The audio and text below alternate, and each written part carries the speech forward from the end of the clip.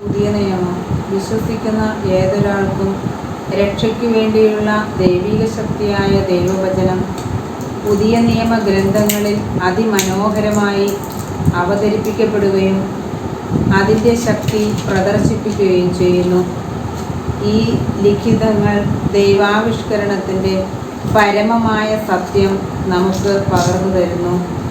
അവയുടെ കേന്ദ്ര പ്രമേയം മനുഷ്യാവതാരം ചെയ്ത ദൈവപുത്രനായ യേശുക്രിസ്തുവും അവിടുത്തെ പ്രവൃത്തികളും പ്രബോധനവും പീഡാനുഭവവും മഹത്വീകരണവും ആത്മാവിൻ്റെ നിയന്ത്രണത്തിൽ രൂപം കൊണ്ട അവിടുത്തെ സഭയുടെ സമാരംഭവുമാണ്.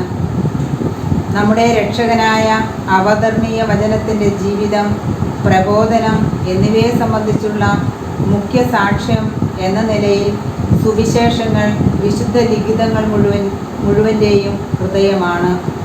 സുവിശേഷ രൂപവൽക്കരണത്തിൽ വ്യത്യസ്തങ്ങളായ 3 ഘട്ടങ്ങൾ കാണുവാൻ നമുക്ക് കഴിയും. യേശുവിൻ്റെ ജീവിതവും പ്രബോധനവും. 4 സുവിശേഷങ്ങളുടെയും ചരിത്രപരത സുദൃഢം അംഗീകരിക്കുന്ന സഭ അസന്നിഗ്ധമായി പ്രഖ്യാപിക്കുന്നു.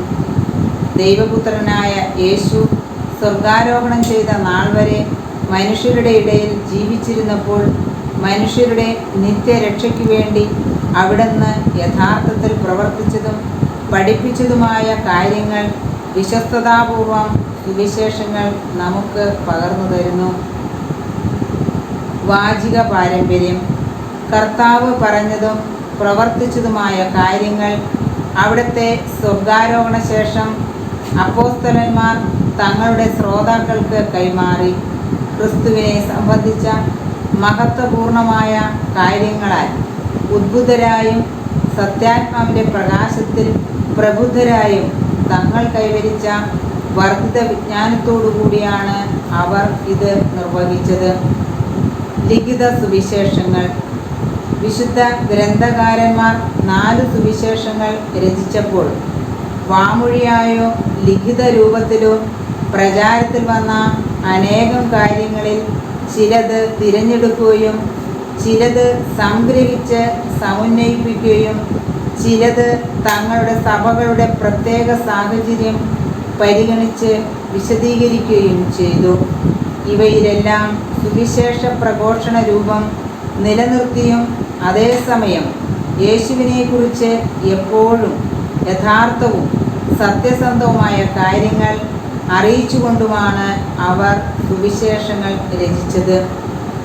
4 സുവിശേഷങ്ങൾക്കും സഭയിൽ അനന്യമായ സ്ഥാനമാണുള്ളത്. ആരാധനക്രമം സുവിശേഷങ്ങൾക്ക് നൽകുന്ന ആദരവും എക്കാലത്തെയും വിശുദ്ധരുടെ ജീവിതത്തിൽ സുവിശേഷങ്ങൾ ചെലുത്തിയിട്ടുള്ള അനിതര സാധാരണമായ സ്വാധീനവും ഇത് വ്യക്തമാക്കുന്നു. സുവിശേഷ വാക്യങ്ങളെക്കാൾ മഹത്തരമോ ശ്രേഷ്ഠമോ അമൂല്യമോ ഉജ്ജ്വലമോ ആയ വേറൊരു പ്രബോധനവുമില്ല.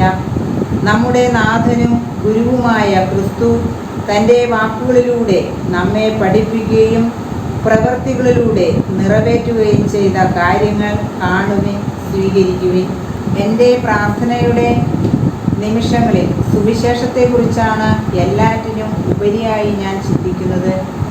ഞാൻ പാവപ്പെട്ട ആത്മാവിന് ആവശ്യമായതെല്ലാം ഞാൻ അതിൽ കണ്ടെത്തുന്നു. അതിൽ ഞാൻ എപ്പോഴും പുതിയ പ്രകാശകിരണങ്ങളും മറഞ്ഞിരിക്കുന്നവയും നിഗൂഢങ്ങളുമായ അർത്ഥങ്ങളും കണ്ടുപിടിക്കുന്നു. പഴയ നിയമവും പുതിയ നിയമവും തമ്മിലുള്ള ഐക്യം. അപ്പോസ്തോലിക കാലത്തും അതിനുശേഷവും പാരമ്പര്യത്തിലും നിരന്തരമായി പ്രതിരൂപ വിചിന്തനം വഴി ഇരു നിയമങ്ങളിലും അടങ്ങിയിരിക്കുന്ന ദൈവിക പദ്ധതിയുടെ ഐക്യം സഭ വ്യക്തമാക്കിയിട്ടുണ്ട്. മനുഷ്യനായി അവതരിച്ച തൻ്റെ പുത്രനിൽ ദൈവം കാലത്തിൻ്റെ തികവിൽ നിറവേറ്റിയ കാര്യങ്ങളുടെ പ്രതിരൂപങ്ങൾ പഴയ ഉടമ്പടിയുടെ കാലത്ത് ദൈവം പ്രവർത്തിച്ച കാര്യങ്ങളിൽ സഭ കണ്ടെത്തുന്നു.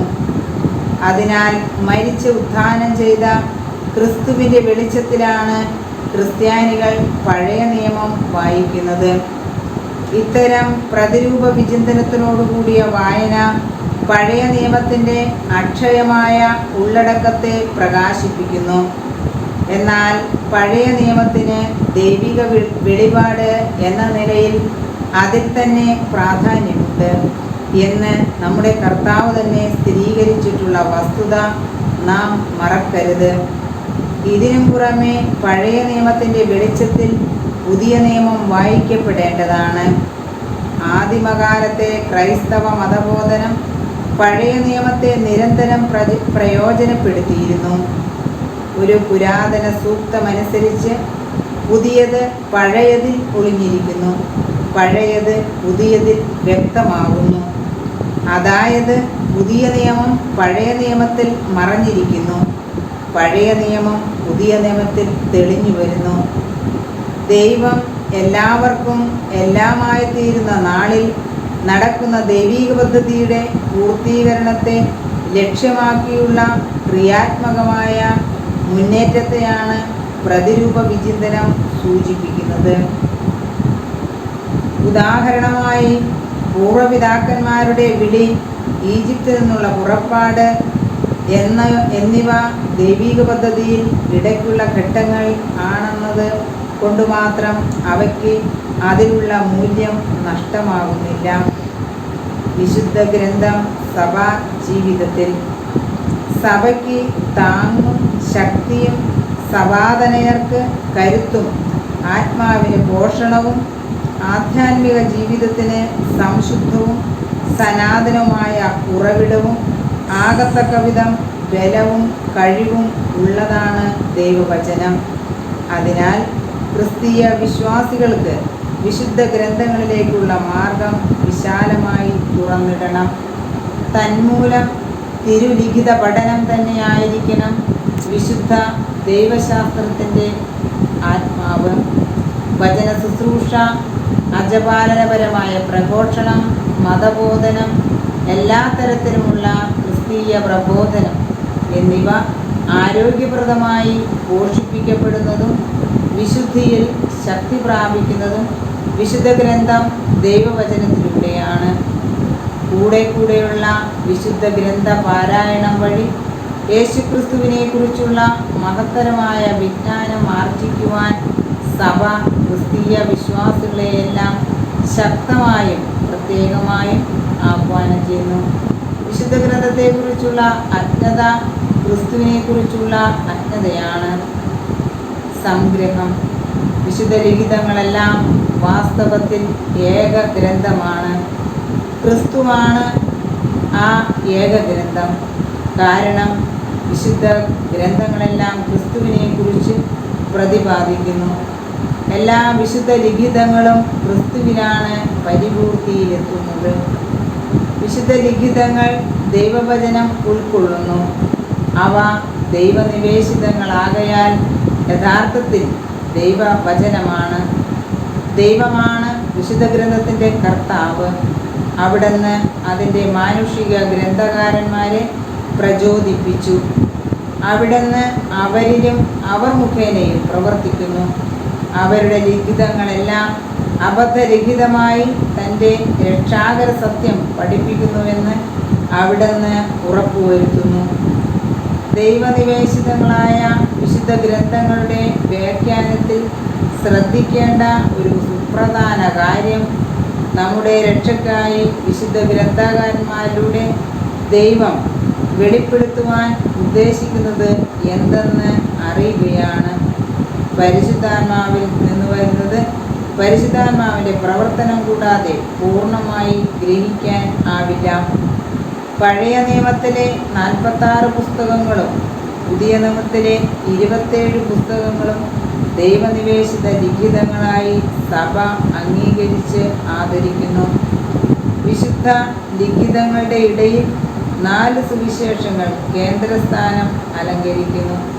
അതിനാൽ യേശുക്രിസ്തുവാണ് അവയുടെ കേന്ദ്രം. പഴയ നിയമത്തിൻ്റെയും പുതിയ നിയമത്തിൻ്റെയും ഐക്യത്തിന് നിദാനം ദൈവീക പദ്ധതിയുടെയും ദൈവിക വെളിപാടിൻ്റെയും ഐക്യമാണ്. പഴയ നിയമം പുതിയ നിയമത്തിന് വഴിയൊരുക്കുന്നു. പുതിയ നിയമമാകട്ടെ പഴയ നിയമത്തെ പൂർത്തീകരിക്കുന്നു. ഇവ രണ്ടും അന്യോന്യം പ്രകാശിപ്പിക്കുന്നു. രണ്ടും യഥാർത്ഥ ദൈവവചനമാണ്. കർത്താവിൻ്റെ തിരുശരീരത്തെ എന്ന പോലെ സഭ വിശുദ്ധ ലിഖിതങ്ങളെ എന്നും സമാദരിക്കുന്നു. ഇവ രണ്ടും ക്രൈസ്തവ ജീവിതത്തിലെ മുഴുവനെയും പോഷിപ്പിക്കുകയും നിയന്ത്രിക്കുകയും ചെയ്യുന്നു. നിന്റെ വചനം എൻ്റെ പാദങ്ങൾക്ക് വിളക്കും എൻ്റെ വഴിയിൽ പ്രകാശവുമാകുന്നു.